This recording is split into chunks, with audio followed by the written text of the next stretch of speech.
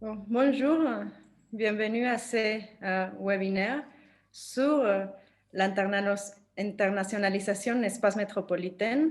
Je suis Mariana Flores Mayen, secrétaire régionale de Métropolis pour l'Amérique du Nord et directrice de représentation institutionnelle de Mexico, qui est un partenaire fondateur d'ALAS. Ce webinaire est le troisième dans une série de rencontres où nous avons eu l'occasion de partager avec plusieurs villes déjà sur comment l'action internationale des gouvernements locaux et des aires métropolitaines peut contribuer à renforcer les politiques publiques et enfin d'améliorer la qualité de vie des citoyens. Nous allons aussi parler sur le rôle des grandes villes et des espaces métropolitains dans le monde. Est-ce que notre poids dans nos pays en tant que grande ville, notre contribution à l'économie, la créativité et la capacité de proposer des solutions peut contribuer à l'échelle internationale? Alors, ce troisième webinaire avec la communauté francophone a comme objectif d'identifier les outils pour la construction de politiques publiques stratégiques sur l'action internationale dans un contexte métropolitain. Nous allons écouter les expériences des représentants des villes de Dakar et Nouakchott.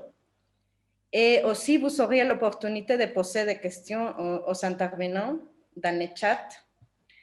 Et on va vous proposer aussi une dynamique pour connaître votre avis sur l'internationalisation des métropoles avec l'application Mentimeter. Je pense que les liens et les détails de connexion seront dans le chat aussi. Et pour commencer cette session, nous avons la participation de Santiago Betancourt. Il est co-auteur du document sur l'internationalisation des espaces métropolitains, un document lancé par l'Observatoire Métropolis avec ALAS. Alors, Santiago, si tu es prêt, à toi la parole. Merci Mariana, merci à Metropolis, à Alas et aux gens qui sont présents aujourd'hui à cette webinaire. Juste avant de commencer, deux mots par rapport au travail d'Alas. Alas, son travail, c'est vraiment centré sur l'action internationale des collectivités ou des gouvernements locaux à l'international. Et son but, ça a été vraiment de renforcer les capacités des villes, des régions, des gouvernements locaux en général pour agir à l'international et pour avoir, en fait, on va dire, des effets positifs de cette action internationale sur leur territoire.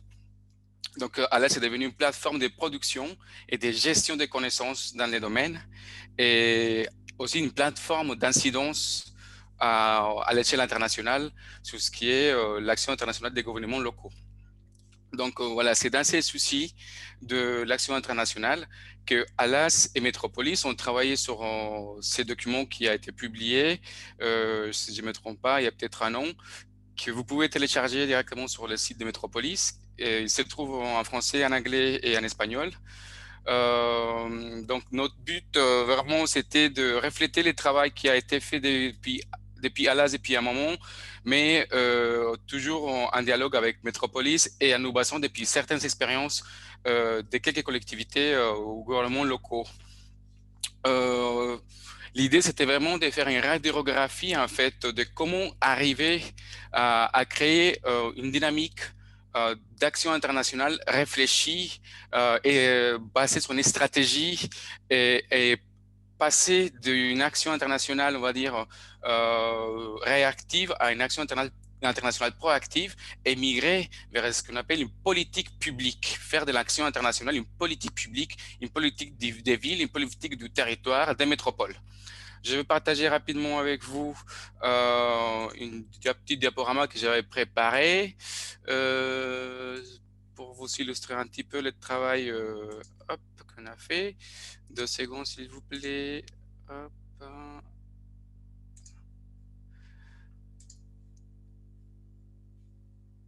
Est-ce que...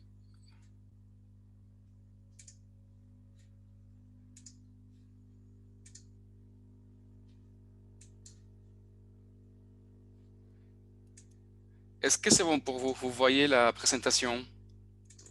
Pas encore. Pas encore. On ne la voit pas, non. Vous ne la voyez pas? Mince. Bon, hop. Je vais essayer à nouveau, sinon c'est pas grave, on va continuer sa présentation, on va pas perdre du temps.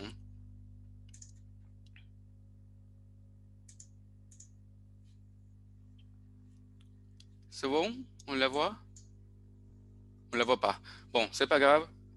Donc voilà, en fait, du coup, notre but, c'était vraiment voilà, de partir de différents scénarios qu'on peut trouver partout pour construire une politique publique d'action internationale des collectivités. C'est des scénarios qui peuvent être, on va dire, à géométrie variable, où on peut trouver des cadres juridiques différents ou des cadres politiques ou institutionnels plus ou moins favorable à l'action internationale. Et ça, en fait, ça va avoir certainement un effet sur notre action internationale ou notre politique publique d'action internationale.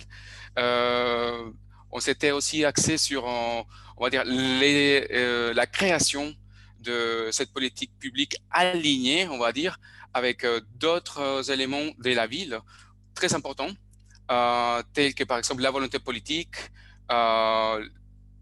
prendre en compte aussi les spécificités du territoire et les modèles des villes que nous souhaitons projeter à l'international. Donc, c'est des choses qui sont vraiment très, très importantes à prendre en compte et qui doivent être alignées avec notre stratégie et politique publique d'action internationale.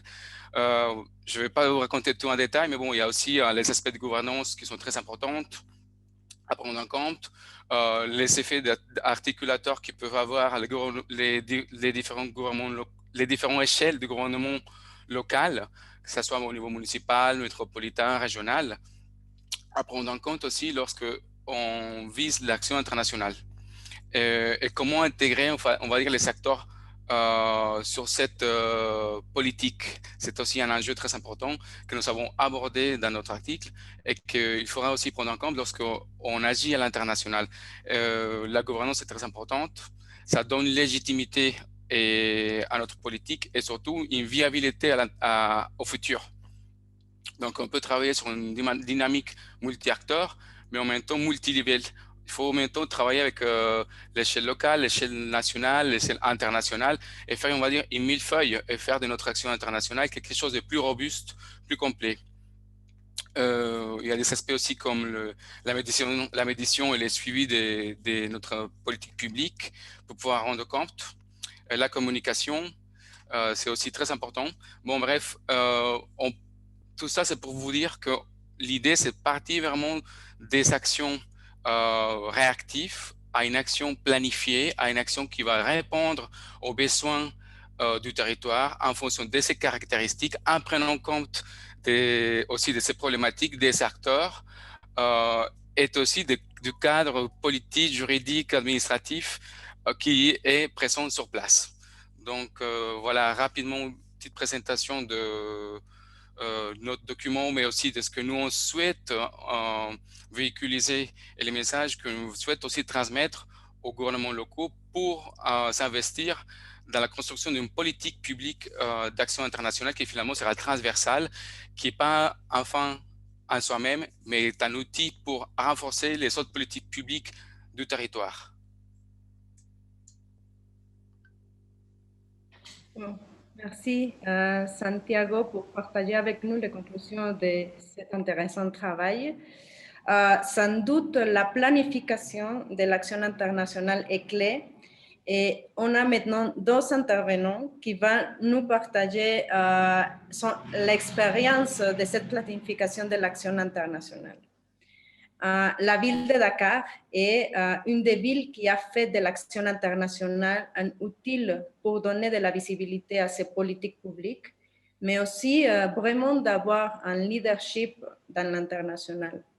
Et Ramatou Kassou, directrice adjointe du cabinet, va nous partager son expérience. Et alors, Ramatouka, à toi la parole. Merci Mariana. Merci Hélène, merci Santiago et toute l'équipe de Métropolis. Cette thématique qui nous réunit aujourd'hui est une thématique très importante. Je participe à cet atelier, à ce webinaire parce que pendant 10 ans, j'ai eu cette expérience au niveau de la ville de Dakar comme directrice de cabinet adjointe. Et actuellement, je suis conseillère aux affaires politiques et aux relations internationales de CGEU Afrique. Et à ce titre, donc, je participe aussi à ce titre au niveau de ce webinaire. Pour revenir au sujet qui nous réunit aujourd'hui, Mariana l'a dit, je me permets tout juste de faire un petit rappel historique sur l'internalisation de l'espace métropolitain dans la ville de Dakar. Dakar, comme vous le savez, c'est la capitale du Sénégal. C'est une métropole de plus de 2 millions d'habitants. Elle est jeune, Dakar est une ville relativement jeune, mais elle est en même temps ancienne. Ancienne parce que Dakar a déjà fêté ses 100 ans et la commune de Dakar existait bien avant l'État du Sénégal. Donc, elle a été capitale de l'Afrique de l'Ouest et à ce titre avait un rôle économique, un rôle politique dans l'Afrique de l'Ouest française. À ce titre, Dakar a joué un rôle échange. Donc, Dakar a toujours eu cette vocation de ville ouverte et de ville internationale à travers des positions ou bien une place politique qu'il a eue dans l'histoire, en tout cas, de l'Afrique de l'Ouest. Dakar est une ville qui dispose d'un port moderne, d'un aéroport, d'un important d'infrastructures sur la mobilité, qui sont en train d'ailleurs, ces infrastructures, de se renforcer. Parce que pour parler de ville internationale, à mon avis, il y a la connectivité, c'est-à-dire ce qui caractérise l'internationalisation d'un espace métropolitain, c'est aussi la connectivité, l'accessibilité, le réseau. Je pense que ça, c'est des choses importantes aujourd'hui quand on parle de l'internationalisation d'une ville. Dans l'action de la ville de Dakar comme acteur qui se positionne sur l'internalisation de l'espace, nous allons partager avec vous deux notions. Une de politique de coopération décentralisée, parce que c'est un des leviers qui est utilisé par Dakar, avec des actions qui sont caractérisées par une dimension symbolique, donc tout ce qui est jumelage, accord de coopération, et une autre qui est une diplomatie des villes. Une diplomatie des villes qui se traduit de plus en plus avec des accords de coopération signés avec plusieurs villes et avec plusieurs organismes. De sa forme traditionnelle caractérisée par des actions de solidarité, donc avec des jumelages, Dakar a un réseau de villes jumelées, chronologiquement d'ailleurs avec d'abord les villes du Nord, donc jumelé à Marseille, jumelé à New York, jumelé à Bakou au niveau de l'ex-URSS, donc jumelé à Milan aussi pendant plus de 40 ans. Donc il y avait déjà cette position de Dakar par rapport aux autres continents dans un premier temps. Dans une deuxième phase, c'est-à-dire à partir des, disons, des années 90, il y a eu l'internationalisation de l'espace à travers des jumelages avec les villes africaines, qui se poursuivent d'ailleurs, donc avec Nouakchott tout récemment, avec Abidjan, Brazzaville. Donc il y a eu une autre, en tout cas une autre démarche dans l'action de la coopération au niveau de la ville. Et dans cette deuxième phase, c'est plus des accords de coopération qui sont caractérisés par la formation de part et d'autre des cadres, par la maîtrise des compétences, le renforcement des compétences des agents de la ville, des échanges de bonnes pratiques et quelques prémices de coopération économique. Donc, surtout avec Milan, où on a une grande diaspora africaine, sénégalaise plutôt. Donc, vous voyez, de la dynamique de coopération traditionnelle avec des jumelages, on est arrivé à des accords de coopération avec des points de renforcement qui sont clairs et qui dépassent les aspects traditionnels de notre coopération. Et de plus en plus aujourd'hui, autant Dakar a beaucoup reçu de la formation par rapport à sa première phase de coopération nord-sud, aujourd'hui, il accompagne d'autres villes africaines, donc prend un autre rôle par rapport à ça. Le statut juridique, je pense, le cadre, Santiago en a parlé. Parce que parler de l'internationalisation dans nos villes, c'est revisiter le cadre politique et le cadre juridique. Nous savons tous que dans nos pays, en tout cas dans la plupart des pays d'ailleurs, l'action internationale est menée par l'État. Donc, notre statut ne nous permet pas, en tout cas, nous pose des limites, le statut juridique et politique. Donc, le levier de la coopération décentralisée, tel que dit dans ces 2 premières phases, nous permet d'agir au niveau de l'international. Mais en même temps, un troisième volet d'internationalisation, disons, de Dakar, s'est matérialisé quand nous avons voulu chercher des financements pour le développement de Dakar. Donc ça, c'est l'approche économique. C'est-à-dire, à un moment, il fallait travailler sur l'éclairage public, la voirie, et à partir de là, Dakar s'est mis à signer des conventions à caractère financier avec l'Agence française de développement sur l'éclairage public, avec un prêt direct de l'Agence française de développement à la ville de Dakar, sans passer par l'État, ce qui est une première. De ça, on a eu la signature de Dakar avec la Banque ouest-africaine pour la voirie, aussi qui est un instrument de la CEDEAO, donc sous-régional, et qui a travaillé directement avec une ville. On a eu la fondation Bill et Melinda Gates qui a accompagné pour préparer le bond. Donc, on voit de cette coopération traditionnelle, l'internationalisation de l'espace sur le plan économique s'est faite non pas avec des villes, mais avec des institutions qui sont là pour financer, pour accompagner. Donc, je pense que ça, c'est une phase intéressante et qui traduit un peu une forme d'attractivité de la place de la métropole de Dakar. C'est un volet qui est intéressant. Un autre point que j'aimerais soulever, peut-être pour finir un peu sur cette caractérisation de l'internationalisation, c'est ce volet de diplomatie des villes. On sait aujourd'hui avec les accords, que ce soit l'agenda urbain que nous avons tous, à travers le réseau des villes, CGLU, Métropolis, AIMF, tous les réseaux de villes, Dakar, en tout cas à travers sa participation dans ces réseaux, investit le champ de la diplomatie des villes. On l'a vu avec les accords de Paris, où maintenant les villes deviennent des acteurs sur des accords qui concernaient des États. On a vu avec la Global Task Force au niveau de CGLU. Donc, il y a une internationalisation qui se traduit aussi par une diplomatie des villes et qui permet aux villes d'agir, ou en tout cas de pouvoir donner de la voix et d'assurer un leadership. Et une dernière tendance, peut-être qu'il faut analyser par rapport à l'attractivité des villes. Depuis un certain temps, disons depuis les années 2000, nous assistons à des signatures d'accords de coopération avec les pays émergents. Donc, traditionnels au début, mais qui ont aussi un relent économique. C'est avec la Chine, les villes chinoises, c'est avec des villes de Turquie, c'est avec des villes iraniennes, donc avec en tout cas des villes issues de ce que nous appelons tous les BRICS. Aujourd'hui, il y a un fort accent économique derrière, mais en tout cas, c'est une nouvelle approche qui se développe. Pour ne pas, en tout cas, peut-être on pourra le dire au niveau des débats, je pourrais revenir sur certaines choses. La présence internationale d'institutions aussi permet à nos villes, en tout cas les villes africaines pour la plupart, d'avoir un pied sur le champ international. C'est tout ce qui est présence d'institutions. Dakar abrite le siège de la Banque centrale, beaucoup de sièges d'organismes qui sont là. Nous avons en même temps une offre culturelle et événementielle en organisant les Jeux de la jeunesse en 2023.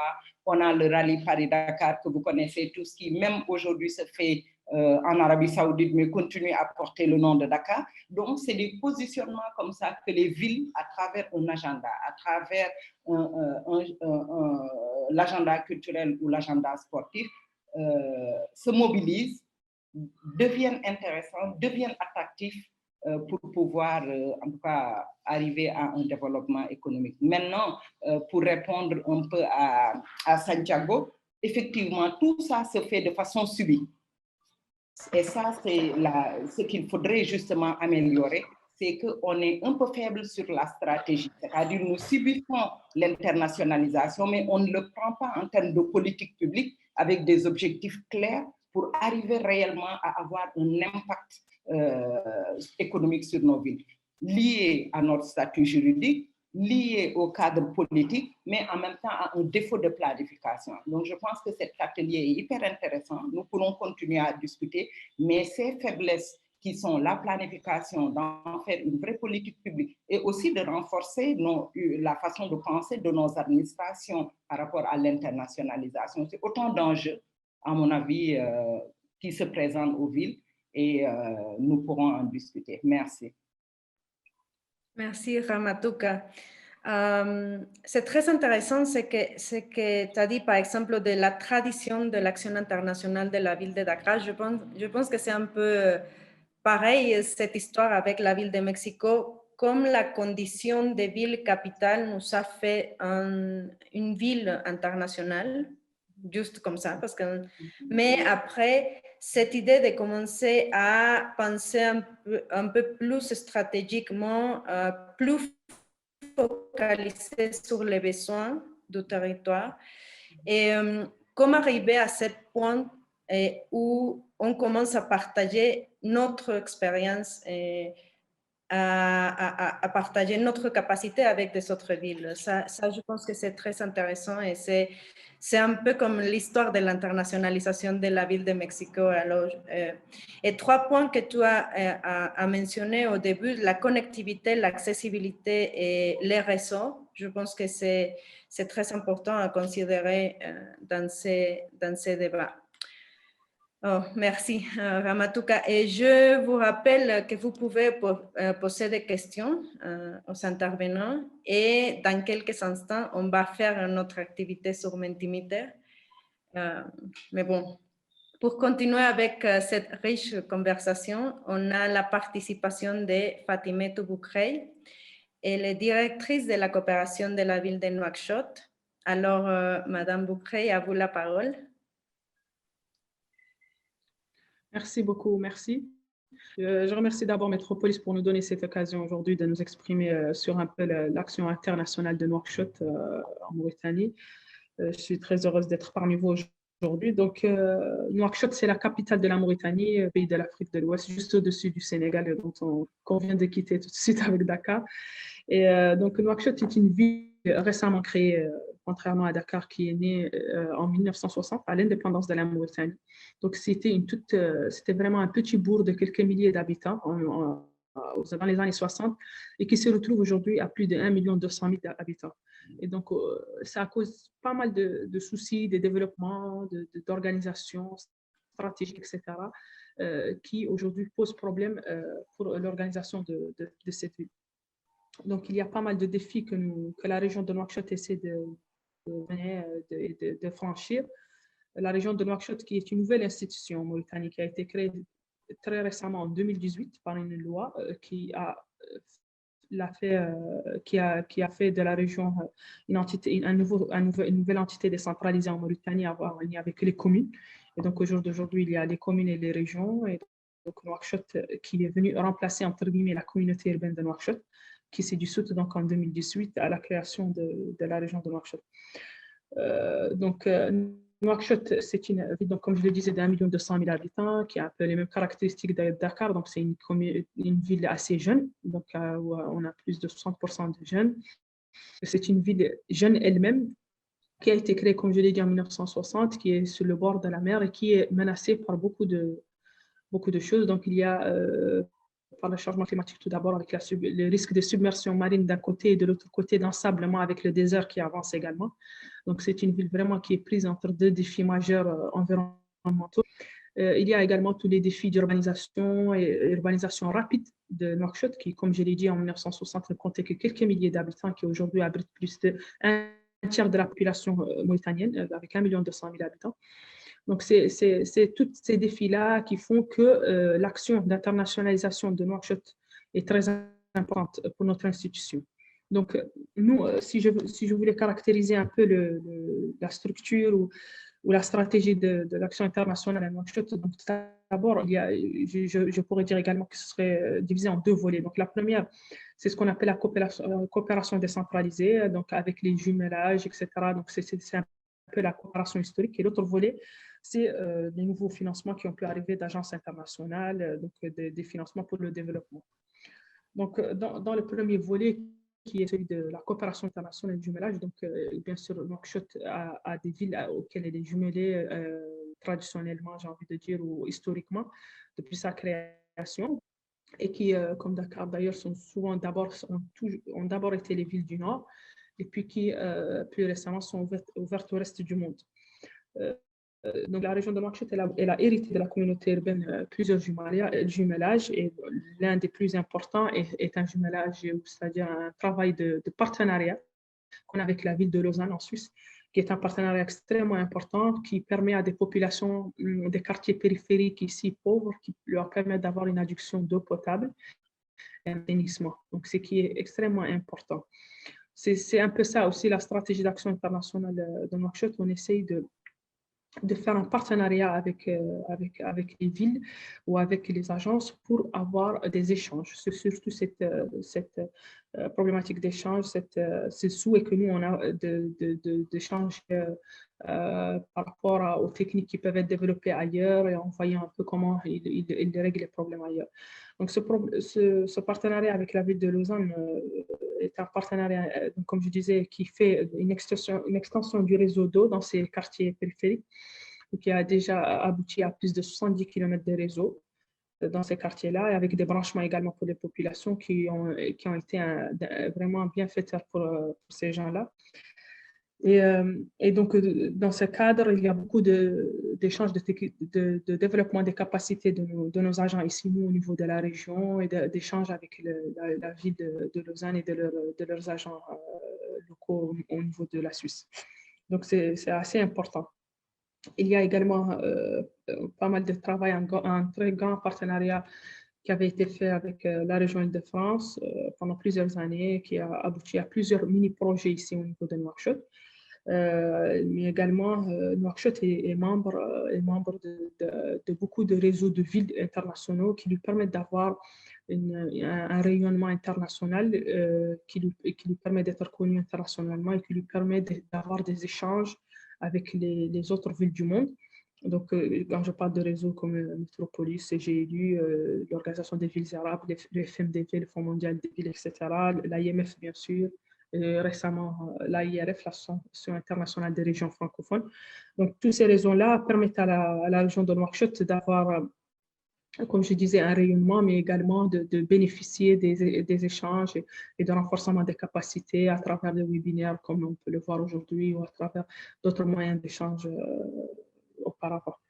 Donc, tout ça, c'est ce qu'on appelle, nous, la coopération décentralisée ou le réseau de villes. Et le deuxième aspect qui, en fait, découle du premier, mais qui a été une réelle volonté de Nouakchott depuis quelques années, d'essayer de capter, entre guillemets, les financements internationaux pour la région de Nouakchott ou l'ancienne communauté urbaine de Nouakchott. Ce n'est pas facile. Donc, comme vous savez, la plupart des agences internationales travaillent directement avec les États, et c'est pour nous, collectivités locales, très difficile d'essayer de briller au milieu de ces administrations centrales. Et donc, nous, en tout cas, on a pu ouvrir la voie avec les différents appels à propositions ou levée de fonds qu'ont pu lancer les différentes agences. Et donc, grâce à ça, on a pu capter quelques projets ici au niveau de la région qui nous ont permis d'avancer, de renforcer nos capacités, etc., pour pouvoir justement promouvoir le travail qui a pu être fait ici.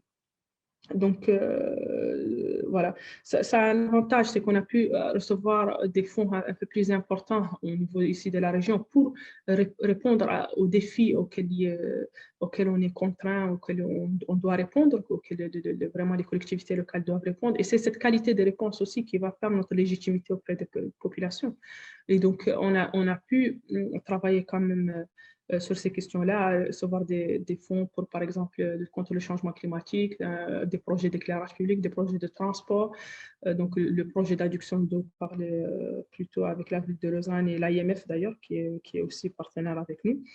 Tout ça, ça a permis de nous donner un rayonnement un peu plus important au niveau international et de nous faire connaître, d'échanger avec de nouvelles villes, de nouveaux pays dont on n'avait pas l'habitude de travailler avec.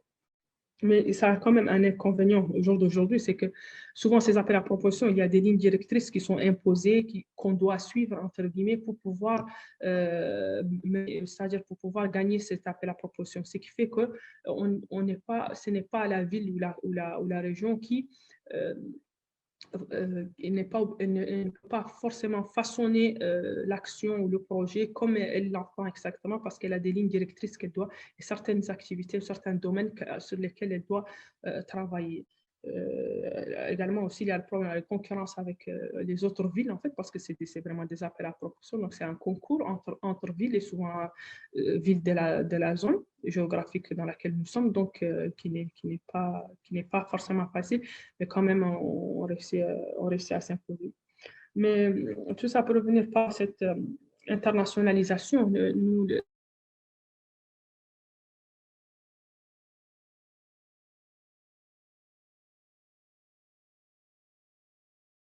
dans la question, qui puisse répondre à ces appels à proposition, qui puisse même pouvoir travailler à l'international et rayonner la ville internationale.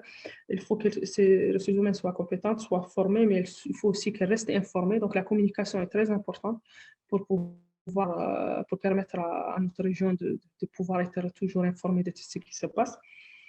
Donc voilà, le défi, enfin, la question aussi qui se pose, c'est vraiment de trouver des moyens de se faire connaître ou de rayonner ou de travailler pour pouvoir donner aux populations des réponses aux défis auxquels ils sont confrontés tous les jours et qu'ils se retrouvent dans l'action que nous, on peut proposer et qu'ils soient proches et qui répondent en fait à leurs besoins au quotidien. Donc, c'est un peu ça que je voulais dire aujourd'hui. Donc, voilà, je suis là pour répondre à la question tout à l'heure et puis je vous remercie en tout cas. Merci, Fatimetou. Je pense que l'importance des réseaux de villes, c'est évident dans les deux expériences que nous avons écoutées. On sait que l'écosystème des réseaux de villes est complexe et il y a c'est très divers, mais je pense que ce sont des espaces pour échanger des expériences, mais aussi de donner la visibilité à nos politiques publiques et contribuer au plaidoyer, comme vous le disiez. Alors, je pense que les réseaux de villes, c'est une caractéristique qui est dans les deux expériences et que c'est très intéressant.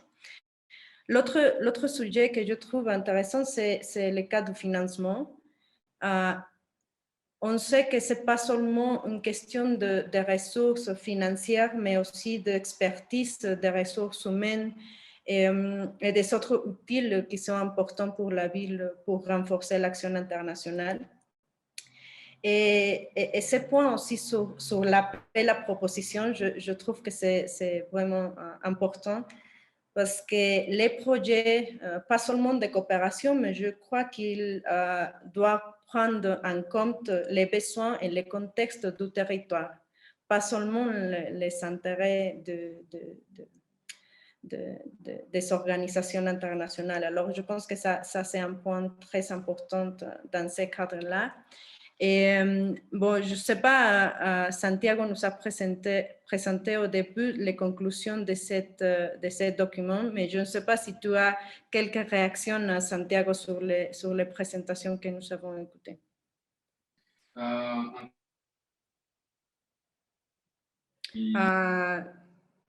Micro. Ouais, merci. Oui, tout à fait. J'ai quelques idées en fait pour rebondir sur ce qui a été dit par les deux intervenantes. J'ai été, disons, très interpellé par les faits comment, par exemple, l'action internationale de la ville de Dakar a évolué dans les temps. ça fait, on va dire, un effet vraiment d'adaptation. Il a eu un effet d'adaptation aux réalités qu'on vit dans un temps ou dans une période quelconque. Je pense par exemple au jumelage avant les années 90, donc c'était plutôt avec les villes du Nord. Ensuite, dans les années 90, on commence plus à regarder nos voisins. On commence à faire des jumelages avec nos villes africaines, entre villes africaines, et comment à partir des années 2000, on va au-delà, on s'aventure, on va dire, sur des nouveaux spectres géographiques, politiques, mais économiques aussi, et on s'intéresse aux pays émergents. Et, et voilà, on parle de la Chine, on parle de la Turquie, on parle de l'Iran. Pour moi, ça fait preuve de l'évolution, de l'adaptabilité de l'action internationale de Dakar. Peut-être il y a encore cette petite faiblesse, on va dire, de pas encore être à un niveau de politique publique qui permettra certainement, à mon avis, une durabilité au-delà des aléas politiques, parce qu'on sait très bien que des fois l'action internationale est très liée aux politiques. Si la personne, si le décideur en place ne connaît pas la valeur ou méconnaît un peu tous les effets positifs que peut avoir l'action internationale sur les territoires, sur l'administration, sur le renforcement des capacités et sur les effets des autres politiques publiques locales, c'est difficile en fait. Donc du coup, voilà, c'est un travail qui vient à fur et à mesure. J'ai été aussi très interpellé par, on va dire, et dans les deux cas, les différentes modalités qui ont utilisé les gouvernements locaux pour arriver à atteindre leurs objectifs territoriaux en fonction de leurs besoins. C'est-à-dire comment ils sont passés par les jumelages pour essayer d'avoir des bonnes pratiques, ou pour essayer peut-être de récupérer des fonds qui permettaient de financer des projets sur place, comment ils sont aussi mené un travail dans les réseaux des collectivités afin de rayonner, afin de faire l'incidence, afin de côtoyer des homologues. Ça fait un cluster, ça fait un hub et ça fait un brainstorming. C'est là on va dire dans ces clubs, entre guillemets, ou dans ces groupes, on peut rencontrer des homologues et créer des nouvelles dynamiques. Et comme troisième modalité, pour atteindre aussi les objectifs, j'ai remarqué aussi comment les villes, les gouvernements locaux, les métropoles, ont allé aussi chercher d'autres partenaires qui n'étaient pas peut-être auparavant dans les radars, et c'est les organisations internationales. C'est on va dire par exemple les banques de développement, que ce soit la Banque africaine de développement ou l'AFD, qui va financer leurs projets directement. C'est une garantie directe de l'État. Donc ça, c'est très important aussi, en fait. C'est très parlant du point de vue, on va dire, de l'investissement d'un gouvernement local pour le volet international et comment intégrer ces volets internationaux à ces politiques publiques. Merci Santiago. Et bon, comme je vous disais, maintenant on va faire l'activité avec vous sur Mentimeter. Je pense que dans quelques instants, dans le chat, vous aurez le link, le lien et aussi les codes. J'imagine qu'il y a un code pour accéder à cette activité. Et bon, pour nous, c'est important de connaître votre avis et l'expérience, si vous l'avez dans des différentes villes ou dans des différentes organisations, de comment est-ce qu'on a cette expérience sur l'internationalisation des espaces métropolitains, des grandes villes et des espaces métropolitains. Et alors, on a déjà les liens sur le chat. Et après, je vais partager l'écran, Mariana, également, afin okay, que les personnes puissent le lire en direct. Donc, confirmez-moi si vous voyez très bien. Est-ce que vous voyez mon écran? Oui. Très bien.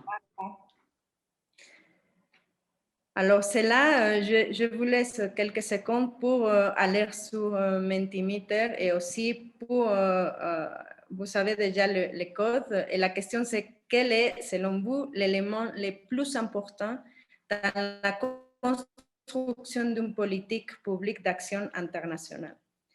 Et alors, on a trois options qu'elles soient alignées sur le plan stratégique urbain de la ville, l'inclusion de différents acteurs impliqués sur le territoire.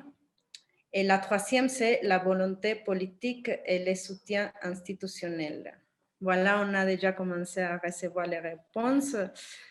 Surtout qu'ils soient alignés sur le plan stratégique urbain de la ville.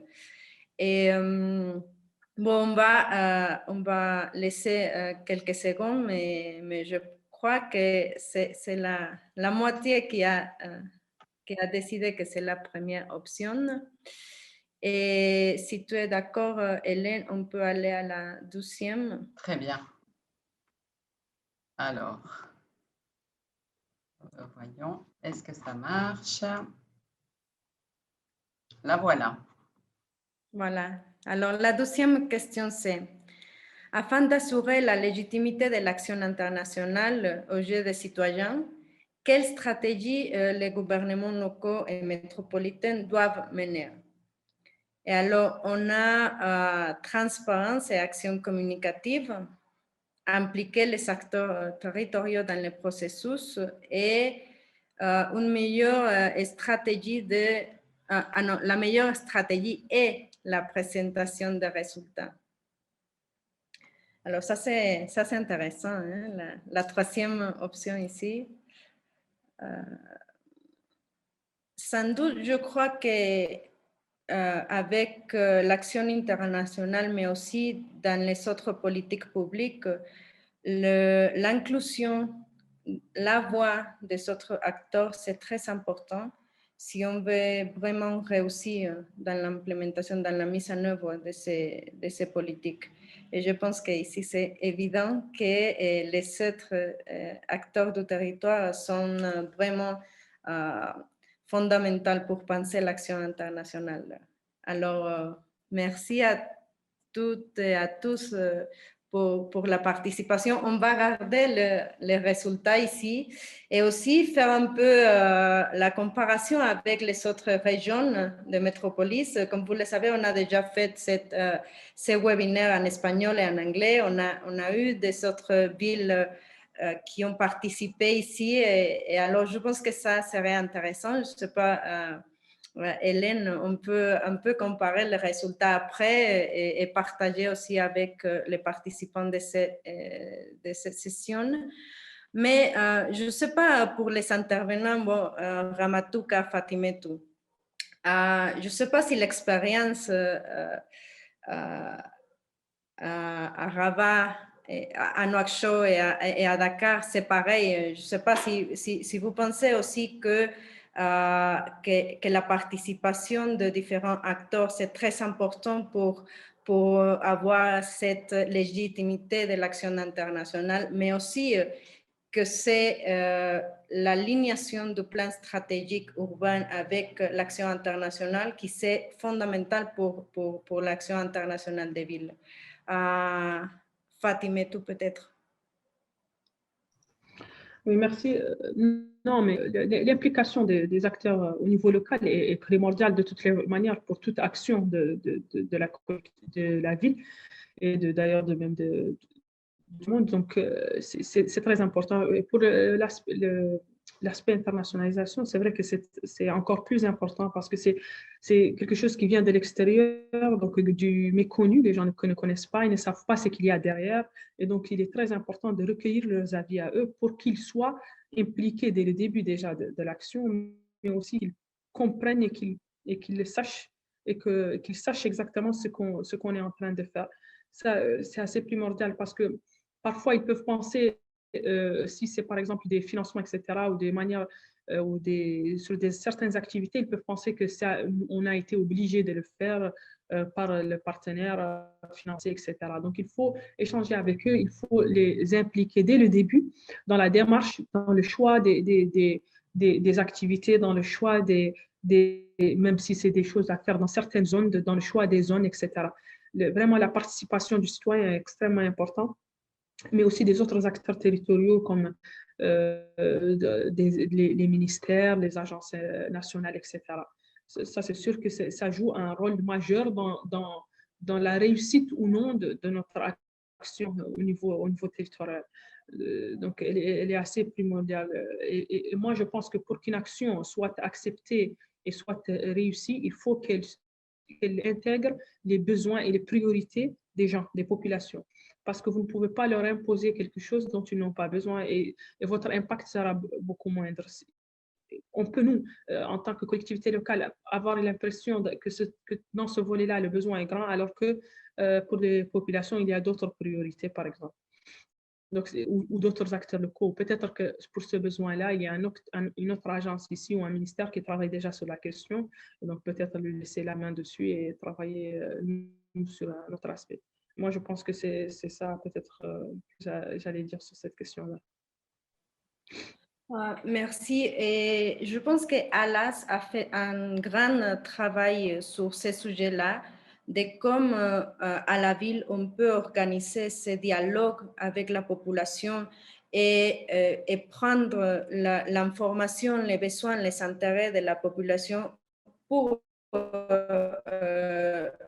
l'élaboration de la stratégie de l'action internationale.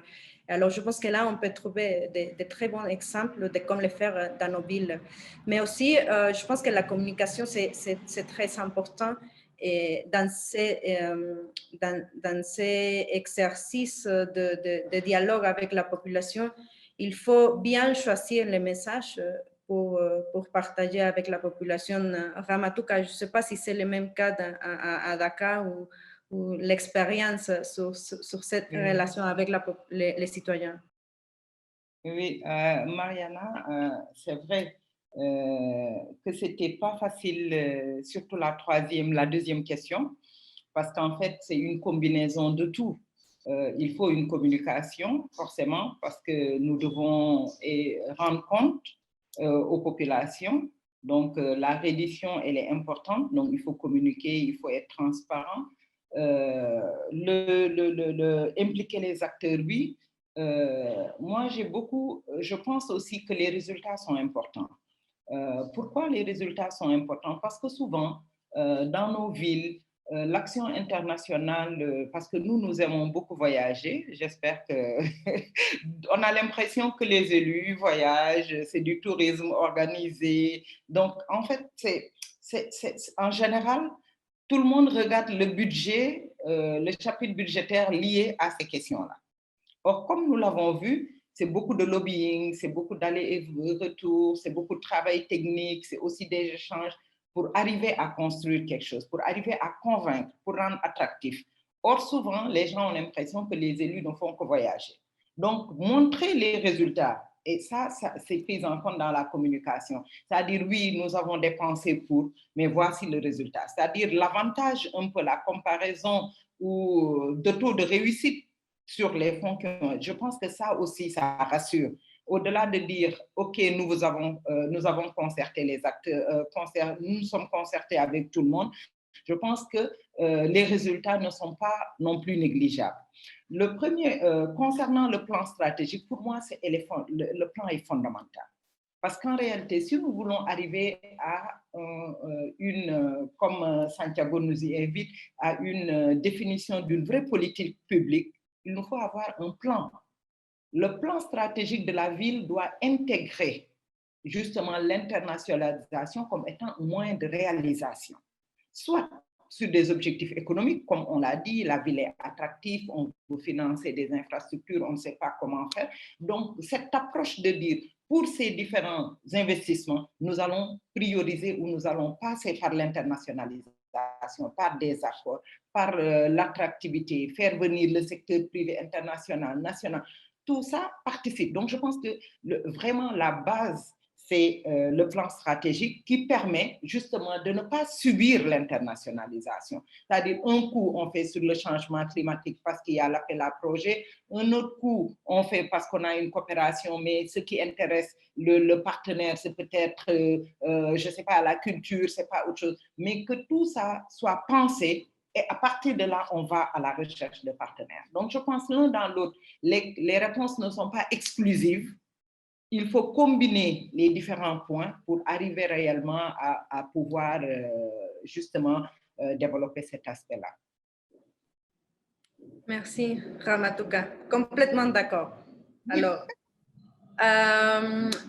Santiago, par rapport au document que vous avez lancé à l'AS et Métropolis, avec les résultats, je sais que la deuxième, bon, les deux questions les réponses, les trois options sont importantes. Je pense que c'est un peu un truc là avec les questions, mais par rapport au document que vous avez fait avec Métropolis, quelles sont les idées avec les réponses Oui. Merci, Mariana. Tout à fait. Bah, je pense que tous les éléments sont très importants. C'est un cocktail. Des fois, il faut mettre un peu plus de ça et ensuite un peu plus de ça. Ça dépend des conditions sur lesquelles on se trouve. Donc, on fait avec ce qu'on a sur place, on prend la température et avec ces ingrédients, on prépare notre cocktail. Il n'y a pas une recette universelle. Donc, mais il y a des éléments à prendre en compte, il y a des ingrédients à prendre en compte si on veut arriver à une recette, à un cocktail qu'il faut, on va dire, respecter. Après, c'est à nous de mettre, enfin, de mesurer un peu les quantités et savoir à quel moment on intègre aussi les ingrédients. Mais là, je pense que, par exemple, l'effet d'intégrer, on va dire, une dimension stratégique et une vision qui permettent de comprendre l'échelle, on va dire, sur le territoire métropolitain, il y a beaucoup de fragmentation institutionnelle. Donc, si on peut arriver à mettre en commun les objectifs locaux, que ce soit au niveau de la municipalité, ensuite s'il y a une échelle supérieure, métropole, un département, une région, ensuite la nation, pour qu'on puisse en fait construire un territoire en fonction de toutes les différentes compétences que peuvent avoir ces différentes institutions sur le même territoire, c'est quelque chose de très important. Ça va donner beaucoup de force, de légitimité et un soutien politique aussi derrière, assez important. Et du coup, à ça, il faudrait peut-être rajouter l'alignement avec d'autres niveaux, on va dire, les niveaux on va dire, des intérêts municipaux, des intérêts, non, je voulais dire plutôt des intérêts de, on va dire, oui, de la ville, des intérêts des villes, des territoires concernant la ville, des intérêts peut-être du gouvernement qui se trouve sur place à ce moment-là et des intérêts de territoire. C'est trois intérêts un peu différents, mais qui en même temps, si on peut le mélanger et arriver à quelque chose de commun, c'est très important en fait, parce que c'est trois types d'intérêts ou d'objectifs qui peuvent être divergents, mais il faut essayer de les compacter pour partir sur quelque chose de plus clair et de plus on va dire, concis. Ça permettra aussi d'avoir, on va dire, une durabilité aussi dans les temps, intégrer ces échelles non seulement institutionnelles, comme j'ai parlé tout à l'heure de ces millefeuilles qu'on peut trouver sur certains territoires, mais aussi d'intérêts, on va dire, politiques des gouvernements qui sont sur place, avec leur propre plan de développement pour un certain temps, 4 ans, 5 ans, en fonction du territoire sur lequel on se trouve. Les paris au niveau des villes, avec les perspectives que nous avons en futur, et de territoire, parce que les villes sont aussi composées d'un territoire des fois rural. Donc, il faut penser à tout ça, à intégrer tout ça. Après, bon, voilà, il y a aussi l'effet d'intégrer les acteurs. Je pense que c'est très important d'arriver à avoir une intégration voilà, multinivel, comme j'expliquais tout à l'heure, avec les différents acteurs, même nationaux, qui peuvent être sur place, parce que des fois, on a des représentations de l'État central sur place et des représentations internationales aussi sur place, les ambassades, on les voyait tout à l'heure dans les exemples de nos collègues, ou des corps diplomatiques autres sur notre territoire. Il faut essayer de les incruster, de les intégrer dans la dynamique. Donc, cette intégration multiniveau des acteurs et une intégration multi-acteurs des acteurs, parce que il y a sur le même territoire, nous avons les universités, nous avons les commerçants, nous avons peut-être un port, nous avons peut-être une mine qui est très fort et qui exporte beaucoup d'or. Donc, du coup, c'est des acteurs qui font l'international et qui vont travailler que sur leurs intérêts. Donc, il faut les intégrer. Et c'est-à-dire, voilà, nous, on partage un même territoire, essayons, nous, de construire une politique qui rassemble tous nos intérêts. Donc, parce que sinon, peut-être la politique internationale de, je ne sais pas, de l'université quelconque peut être plus forte que la mienne en tant que gouvernement local. Donc, l'idée, c'est vraiment de relier, oui, d'intégrer tous ces efforts qui se font peut-être des fois de façon séparée et les réintégrer sur une même politique publique. Et c'est là le défi du gouvernement, d'essayer en fait vraiment de rassembler ses intérêts et c'est le rôle des pivots qui doit jouer le gouvernement local. Donc voilà les réactions que je peux avoir par rapport aux questions. J'aurais beaucoup d'autres, mais je pense que le temps est très court aussi. Merci Santiago et merci aux participants qui ont déjà partagé quelques documents sur le chat. Je pense que c'est très intéressant pour nous tous.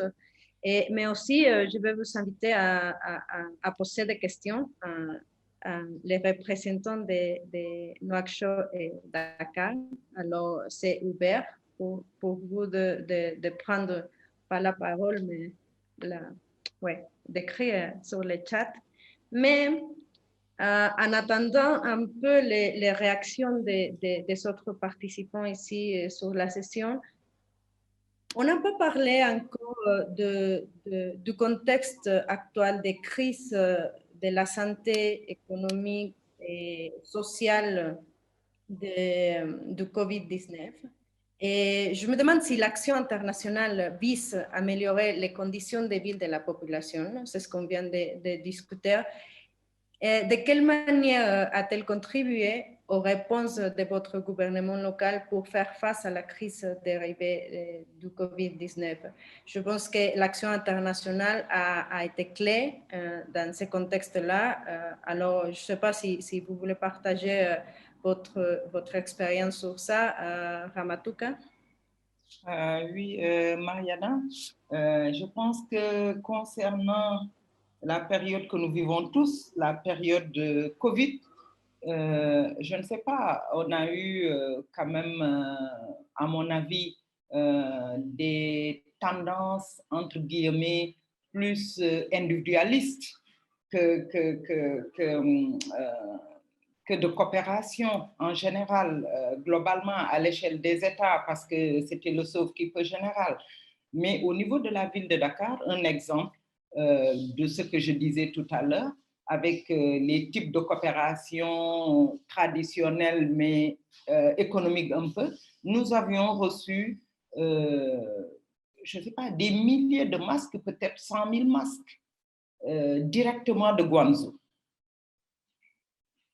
Alors qu'on n'est pas, en tout cas, on n'est pas encore jumelé à Guangzhou, on a participé au Guangzhou Abad, on arrive à travailler avec Metropolis et CGLU dans le réseau, mais à travers l'ambassade de Chine, nous avons reçu un colis en termes de solidarité de la ville de Guangzhou à la ville de Dakar. Donc, il y a cette approche, comme je dis aujourd'hui, que ça soit de Turquie, que ça soit d'Iran, qui arrive à justement dans ces périodes où nous avons besoin de plus de solidarité à se manifester. Donc je pense que ça, on le voit maintenant un peu avec le vaccin, en sachant que sur l'activité économique en tant que telle, la période n'était pas favorable. La période n'était pas très favorable. À travers aussi l'AIMF, qui est un réseau aussi de villes, nous avions eu justement un soutien dans ce sens. Donc, je pense qu'il y a eu un élan de solidarité, mais dans le cadre de nos coopérations ou de nos réseaux de coopération de ville à ville.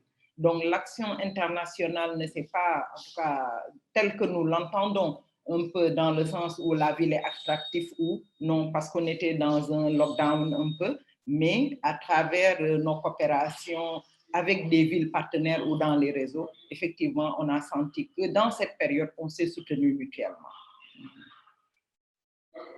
Merci, Ramatouka. Dans le cas de Nouakchott, quelle est l'expérience de l'action internationale dans ce contexte de pandémie? Oui, donc merci. C'est vrai que durant la pandémie, surtout au début, on va dire qu'on ne pouvait pas parler d'internationalisation. Au contraire, justement, c'était vraiment, on était un peu tous repliés sur soi et ça a mis d'ailleurs en péril pas mal de choses, pas mal d'échanges, etc., de marchandises et de personnes. Donc, c'était difficile dans un premier temps. Mais en tout cas, pour le cas de Nouakchott, nous, on a eu deux actions qu'on peut appeler de coopération un peu au même titre que Dakar. Donc, la première, elle a été avec l'Association internationale des maires francophones qui ont mis en place un fonds d'urgence d'aide pour les villes, pour les villes membres de l'association. Et donc, nous, on a pu développer une action et demander une aide par rapport à la fourniture de matériel ici au niveau de Nouakchott, et donc qui a pu être octroyé. Donc, ça a vraiment donné un souffle à la région de Nouakchott et aux populations ici au niveau de Nouakchott. Et c'est l'un des aspects qui a été important et que nous, on a beaucoup communiqué dessus par rapport à cette internationalisation dans un contexte où ce n'était pas d'actualité, ce n'était pas, on va dire, la priorité, mais en tout cas, montrer qu'appartenir à ces réseaux, participer aux séminaires internationaux, exactement, les différents voyages qu'on a pu peut-être été, on va dire, validés ou en tout cas justifiés par cette aide si précieuse qu'on a dans un moment très difficile pour nous.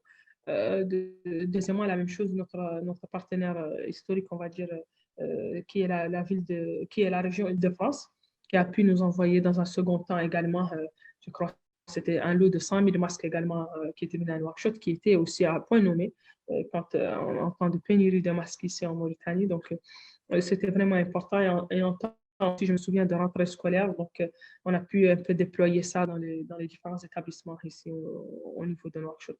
Donc, cette action internationale, vraiment, elle était dans le cadre de la pandémie, qui importait le plus, c'était quelque chose qui pouvait toucher la population et qui pouvait améliorer un peu les conditions de vie au moment de la pandémie, en tout cas en pleine crise. En un premier temps, c'était un peu hésitant et plus tard, on a trouvé quand même des fruits et ça a beaucoup soulagé les élus et les populations ici au niveau de la région. Voilà. Merci.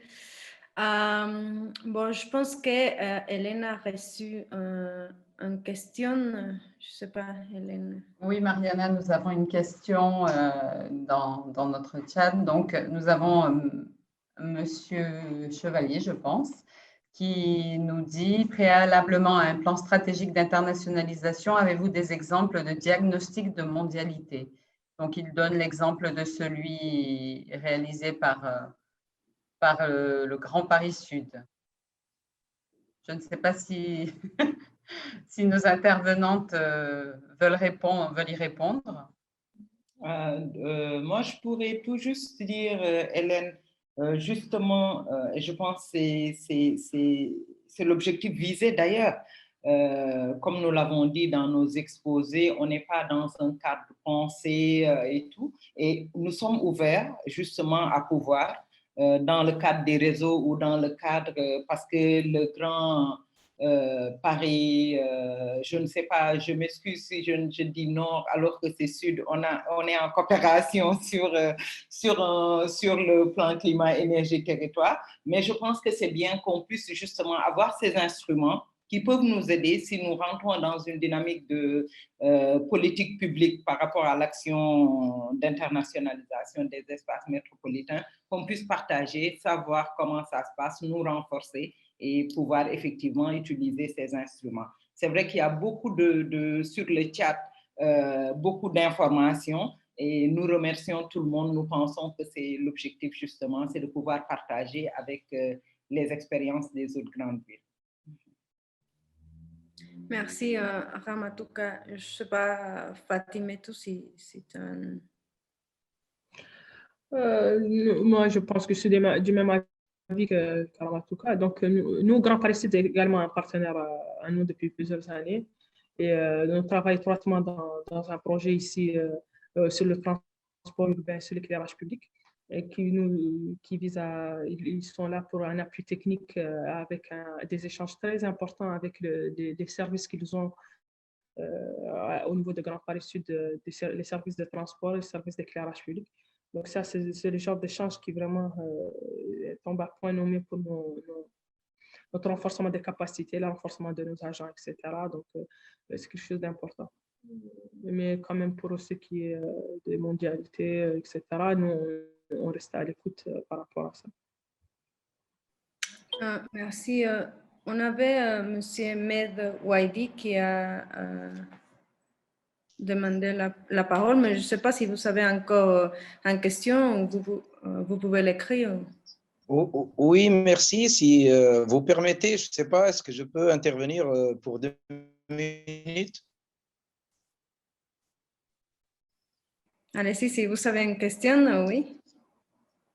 Oui, non, je me présente, je m'appelle Mohamed Wajdi Aidi, je suis avocat de profession et adjoint au maire de la ville de Sfax, chargé de la coopération décentralisée. Vraiment, merci pour l'invitation et aussi, j'ai voulu remercier Fatima et Madame Rahma aussi de Dakar et de Nouakchott parce que ça nous inspire les expériences métropolitaines des 2 villes. On est jumelé avec Dakar. Sfax, c'est la 2e ville de la Tunisie. Et vraiment, c'est très intéressant. Nous commençons déjà à construire notre décentralisation. On est nouveau dans tout ce qui concerne l'action locale, un nouveau conseil municipal pour la première fois de l'histoire de la Tunisie. Vraiment, à part nos relations décentralisées, on commence déjà à penser à l'agence urbaine, aussi on travaille sur l'abattoir régional. Sfax, municipalité de Sfax est chef de file, mais vraiment, je suis très heureux parce que j'apprends avec les expériences de Dakar et de Nouakchott et j'apprends aussi des expériences d'autres villes et c'est très intéressant que Métropolis invite des villes comme Sfax pour apprendre des autres expériences. Vraiment, c'est très intéressant pour nous, ça nous inspire. Et Sfax est métropole de fait, mais malheureusement, jusqu'à maintenant, on n'a pas ni le cadre juridique, ni les moyens de parler de métropole d'une façon technique, mais on commence déjà. Et c'est les expériences d'autres villes, ça nous inspire. Et merci pour les 2 villes et aussi merci pour Métropolis et ce genre de réunion, vraiment, ça nous inspire et ça nous encourage pour aller en avant malgré l'absence du cadre juridique et normatif, mais aussi on travaille. Moi, j'ai voulu vous présenter notre expérience au niveau de mondialisation. Alors, on est membre du projet MC2CM qui travaille sur la migration.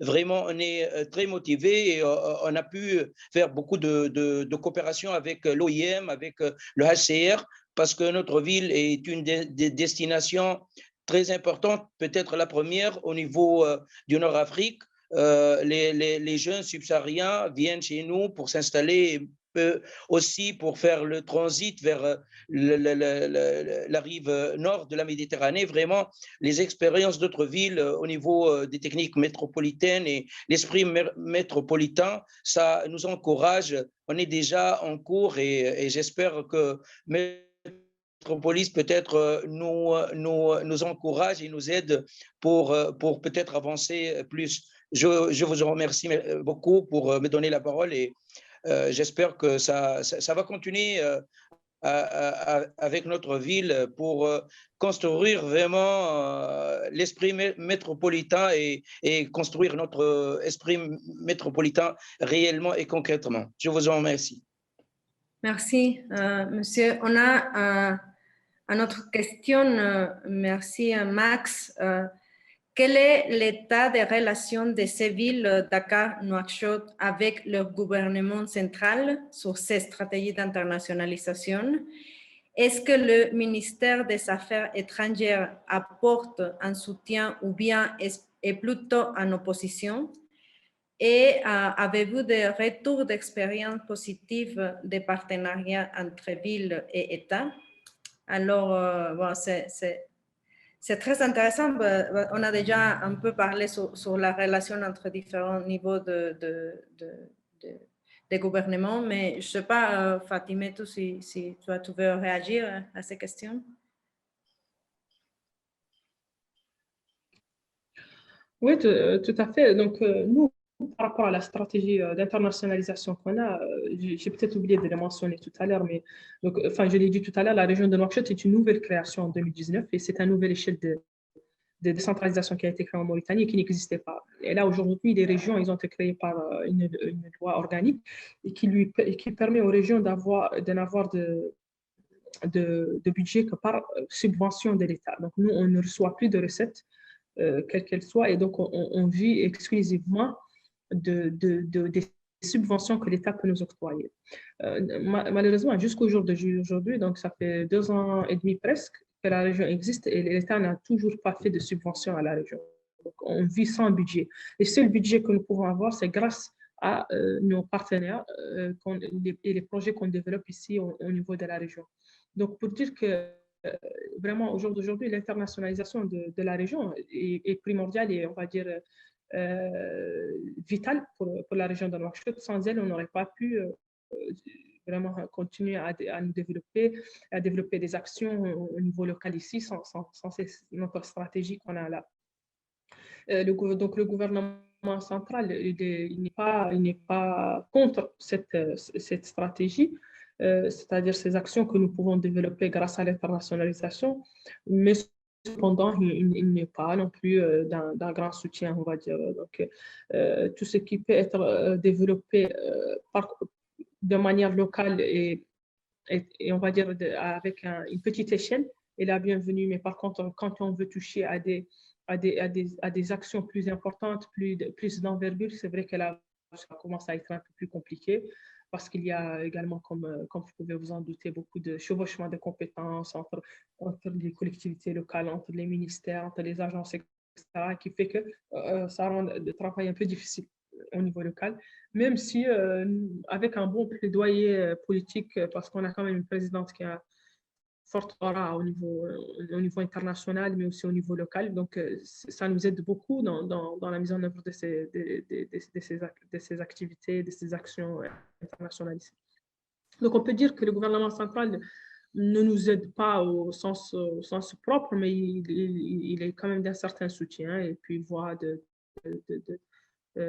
c'est-à-dire qu'on arrive quand même à développer des actions qui sont d'aujourd'hui vitales pour notre collectivité locale. Tout juste pour apporter peut-être quelques réflexions. Je pense qu'au niveau du Sénégal, à un moment, l'État justement a voulu un peu capitaliser ce qui se faisait au niveau de la coopération décentralisée, parce qu'il y avait un ministère différent du ministère des Affaires étrangères qui était dédié un peu, qui avait en charge cette question-là. Depuis lors, avec l'évolution des institutions, ça a complètement disparu. Donc, alors qu'à un moment, c'était vraiment une politique affichée de l'État d'accompagner les collectivités. On ne peut pas dire qu'il y a opposition en tant que telle, comme l'a dit Fatimetou par rapport à Nouakchott. Nous sommes en droit de ligne, nous restons en droit de ligne de la politique globale de l'État en matière de politique étrangère. Aligné à la limite, voilà, même si on a la liberté de pouvoir établir nos relations, on ne demande pas d'autorisation à l'État, mais on n'a pas En tout cas, l'État ne nous gêne pas dans nos relations, que ce soit avec les autres villes, que ce soit avec les partenaires financiers que nous avions eus, les banques, l'AFD et tout. Je pense qu'on nous laisse quand même agir du moment que nous restons dans le cadre macro défini par le pays en matière de politique étrangère. Je pense par contre que nous avons en tout cas intérêt au niveau de la ville ou même au niveau de l'État à travailler beaucoup plus en synergie. Si je prends le cas de l'attractivité par rapport à tout ce qui est investissement direct étranger, quelqu'un l'a dit sur le chat aujourd'hui, on ne peut pas agir du fait d'un blocage du cadre juridique et législatif. On est des grandes villes, on n'est pas réellement des métropoles en termes de statut juridique propre. Donc, on surfe un peu sur cette position-là de grande ville, mais en réalité, au niveau de la ville de Dakar, à un moment, on a un peu échangé quand même avec l'État sur ces questions parce que nous voulions, à travers le plan d'aménagement de la ville, avoir un centre d'affaires. Avoir un centre d'affaires avec un statut spécial ou pas que nous allions définir qui permettrait à faire de Dakar un hub par rapport à offrir beaucoup plus de produits et d'avantages à des entreprises qui viendraient du secteur privé ou d'autres pays. Aujourd'hui, Dakar est à la croisée des chemins comme beaucoup de villes africaines parce que nous avons Diamniadio qui est en train d'être développé par l'État. À côté de Dakar, Diamniadio est à 40 km de Dakar, qui devient aujourd'hui un pôle attractif. Donc, se pose la question de la compétitivité pour Dakar. L'aéroport a été déplacé, il est à Ndias aujourd'hui. Il y a un pôle qui est en train d'être une nouvelle ville qui est en train de se créer ou d'être créée au niveau de Diamniadio. Donc, je pense qu'aujourd'hui, nous avions justement dans une politique globale de l'État à établir et à discuter pour améliorer parce que voilà, Dakar restera Dakar comme Nouakchott, mais je pense qu'effectivement, il y a des enjeux et que nous devions améliorer. Mais a priori, nous n'avons pas réellement de problème ni de partenariat franc sur des projets. On nous donne encore une marge de manœuvre. Merci, Ramatuka. On a une dernière question, mais bon, je pense qu'ils ont déjà un peu répondu à cette dernière question, mais si vous avez quelque chose à ajouter, c'est quels seront les points les plus importants de prise en compte pour établir une relation de soutien avec le gouvernement central dans les pouvoirs qui ne sont pas exclusifs au gouvernement local, mais qui présentent un intérêt pour le développement de la ville. Je pense qu'on a touché un peu ce sujet, mais si vous voulez, si vous savez une autre... Bon, peut-être la question de la gouvernance, qui est dans les métropoles, on sait que, comme vous l'avez dit tantôt, c'est des millefeuilles avec beaucoup d'acteurs. Dans les pays africains, en tout cas au Sénégal, nous avons beaucoup d'agences qui aujourd'hui promeuvent l'attractivité du Sénégal. Donc aujourd'hui, c'est quand même, mais en même temps, nous, en tant que ville, en termes de mandat général que les villes africaines ont de développement économique, nous devons aussi travailler sur le développement économique local. Donc, ne pas être en compétition, mais être en même temps très compétitif. Donc, en fait, même si ce n'est pas une responsabilité des collectivités, mais parce que nous avons un mandat général qui nous demande, en tout cas, qui nous permet de travailler sur le développement économique local. Je pense que l'aspect gouvernance, on l'a déjà abordé avec la communication et tout, mais mieux articuler cette politique avec l'État permettrait de pouvoir asseoir une vraie stratégie et une vraie politique au niveau local pour rendre avoir des investissements au niveau et réaliser des infrastructures au niveau de nos territoires. Merci. Merci, Ramatuka. Fatimetou. Oui, donc nous, c'est vrai que, comme disait Ramatuka, c'est vrai que le volet gouvernance est assez important et c'est vrai que le changement de compétences ici dans nos villes du Sud et particulièrement à Nouakchott parfois freine les choses, mais c'est qu'il faudrait que nous puissions travailler avec le gouvernement central pour asseoir des cadres de concertation, des cadres de coordination qui permettent d'avancer. Il ne s'agit pas de savoir qui doit faire quoi, c'est-à-dire de savoir, d'avoir c'est-à-dire que la priorité est quand même de répondre aux besoins des populations et que nous agissons tous, nous, pouvoirs locaux et eux, pouvoirs centraux, vers la même direction. Donc, il faudrait seulement essayer de contourner ces problématiques en essayant des politiques de concertation, de coordination avec les différentes agences au niveau du gouvernement central et les différents ministères pour mener à bien nos activités. Moi, je pense peut-être que c'est ça, parce que dans chacune des thématiques qu'on doit traiter ici au niveau urbain, il y a également plus ou moins les mêmes compétences, ou en tout cas, on retrouve beaucoup des compétences dans celles des gouvernements locaux, des gouvernements centraux, des agences centrales.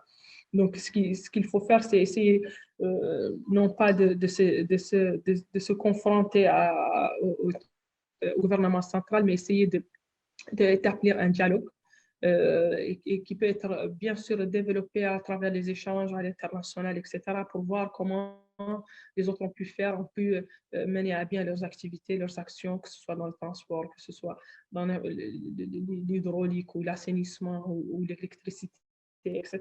Toutes ces questions-là qui doivent être, je pense, travailler ensemble et mettre en place un cadre de concertation, etc., pour mener à bien ça. C'est vrai que cette question de gouvernance est quand même assez primordial et l'un peut-être des freins aujourd'hui pour le développement des actions ici au niveau local. Merci et merci Fatimetou Ramatouka, la ville de Dakar et Nouakchott pour partager votre expérience ici avec nous. Je pense que ce fut un dialogue très riche et intéressant, surtout pour continuer la réflexion que commençait par Metropolis et Alas sur l'action internationale des espaces métropolitains. Et merci aussi aux participants pour les questions et pour la participation dans ces événements. Et Santiago, conclusion de ce dialogue et les expériences partagées par les deux villes. Ok, bah, je pense que voilà, les deux gouvernements qui ont aujourd'hui partagé leur expérience nous ont bien dressé, on va dire, les tableaux de leur réalité actuelle dans ce qui est leur rayonnement international. Et j'aurais plus que des conclusions, c'est des invitations, c'est décider à garder en tête. Et voilà, nous avons encore un long chemin à parcourir. Que ce soit en Afrique, en Europe, en Amérique latine ou ailleurs, dans les domaines de l'action internationale des gouvernements locaux. Et notre invitation depuis Alas, c'est de garder quelques éléments vraiment en tête. Les premiers, c'est vraiment de construire une action politique, une action internationale réfléchie qui répond vraiment aux intérêts, aux objectifs, aux particularités de notre territoire. Et pas à l'inverse, vraiment qu'on aille vers une logique depuis les bas vers les hauts, qu'on ne soit pas à la recherche, on va dire, des fonds qui vont financer tel projet ou tel projet. Non, c'est à nous, en fait, de donner les priorités en fonction de nos particularités du territoire et ensuite, en fonction de ça, profiler notre action internationale. Mais bon, nous, chez Alas, on va dire, une douzaine de commandements, pas une dizaine, mais une douzaine. Je ne veux pas vous les dire tous parce qu'elles sont dans l'article, donc c'est une invitation à lire l'article. Je vais aborder quelques lignes qui sont très importantes à garder en tête. 6 points au total, on va dire. C'est vraiment d'essayer à faire notre action internationale avec le contexte qu'on a sur le territoire, avec le contexte juridique, politique, institutionnel.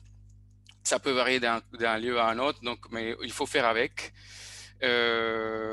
Essayer vraiment de vendre l'idée aux hommes politiques parce qu'eux, c'est un levier assez important. Ça débloque beaucoup de choses du point de vue législatif, mais aussi du point de vue, enfin, les soutiens politiques et aussi financiers. Le deuxième point serait du coup plus un lien avec la création même de notre politique publique d'action internationale. Et comment cette action est stratégique doit être reliée, on va dire, avec, comme je l'ai cité tout à l'heure, avec 4 aspects qui sont très importants. C'est les priorités, on va dire, du territoire, les priorités des autres politiques publiques, parce que l'action internationale n'est pas un fin en soi-même. elle est au service des autres politiques publiques, en fait. Le troisième point, et puis, elle doit être aussi en ligne avec les plans de développement du gouvernement qui est au pouvoir à ce moment-là, et aussi avec les agendas globaux, parce que certainement, ces agendas ont des effets sur le territoire. Donc, il faut créer ces dialogues, ces synergies et ces cohérences entre l'échelle locale et globale. La troisième idée, c'est la gouvernance. C'est vraiment, comme je l'ai cité tout à l'heure, garder dans l'esprit cette construction de dialogue multinivel avec les différents types d'acteurs qui peuvent exister sur notre territoire. Et un dialogue multi-acteurs aussi, avec tous les types d'acteurs qu'on peut avoir dans notre territoire, que ce soit les secteurs privés, que ce soit les secteurs académiques, même la société civile ou autre. Ça va générer une plus-value, ça va générer une narrative commune de ce qui est notre action internationale et une légitimité, en fait, ce qui va permettre que notre action internationale perdure dans le temps. Un quatrième élément qui n'a pas été évoqué, mais sur lequel je veux pointer les doigts, c'est vraiment la médiation de tout ce qu'on fait. Faire vraiment un suivi des objectifs. Si on ne peut pas mesurer quelque chose, on ne peut pas l'évaluer, on ne peut pas vraiment s'améliorer. Donc, il faut qu'on fasse un suivi avec des objectifs qui permettent vraiment d'évaluer notre action, nous remettre en question, nous adapter et puis montrer en fait des résultats. Et ça va donner aussi quelque part la durabilité dans les temps de notre action internationale, parce qu'on peut montrer des résultats, on peut montrer, on va dire, voilà, l'évolution de notre action, et les publics vont comprendre en fait quel est l'objectif de notre politique publique, parce que les citoyens, ça leur paraît loin l'action internationale. Il faut qu'ils ressentent en fait, qu'ils connectent les outputs avec les inputs qu'il a sur le territoire. Un cinquième élément, j'arrive bientôt à la fin, ils sont 6, c'est la communication. Voilà, il faut essayer d'avoir une communication transversale au sein du gouvernement, mais aussi sur notre territoire même. Ça démocratise les processus. Ça permet aussi, on va dire, je ne sais plus comment on dit en français, de façonner quelque part les idées des hommes politiques, des institutions et des citoyens. Parce que la perception est très importante. Donc, c'est voir comment nous, on est perçus. Nous, Action internationale, on est perçus à l'échelle politique, mais aussi au niveau des acteurs et au niveau des citoyens lambda. Et pour fermer, voilà, un point qui n'a pas non plus été abordé, mais qu'il faut certainement garder en tête. Il ne faut pas être victime de son succès. Donc, si on souhaite quelque chose, il faut vraiment réfléchir, est-ce que je le souhaite vraiment? Quels seront les effets de ce que moi je cherche sur mon territoire? Moi, je cherche peut-être à devenir un point hyper touristique. OK, mais il faut se dire quel est l'autre côté de la pièce, quelle est l'autre phase de cette pièce. Ça va apporter beaucoup d'argent, mais est-ce que ça va créer peut-être des processus de gentrification dans mon territoire? Est-ce que ça va augmenter les prix du logement chez moi? Est-ce que les locaux vont devoir se déplacer? Voilà, il faut se poser la question aussi sur les effets, on va dire, négatifs de l'action internationale. C'est ces côtés d'externalité qu'on peut avoir et qu'il faut garder en tête. Donc, voilà, on va dire les invitations que nous, depuis ALAS, on fait pour l'action internationale. Ce n'est pas des réponses toutes faites, ce n'est pas non plus une recette universelle. C'est une invitation à réfléchir, à travailler ensemble depuis l'Amérique latine, depuis l'Europe, depuis l'Afrique et ailleurs avec ALAS et Metropolis. Merci Santiago. Bon, merci à toutes et à tous. Il faut le dire, bon, je vais en tout cas souligner que les stratégies que nous avons connues aujourd'hui, ils sont les femmes qui sont en charge de l'action internationale, et alors c'est de plus en plus important la participation des femmes dans ce type de stratégie et enjeux. Et alors, bon, on arrive à la fin de ce dialogue. Encore merci, et on va continuer sans doute à renforcer l'action internationale dans nos territoires. Et voilà, À bientôt.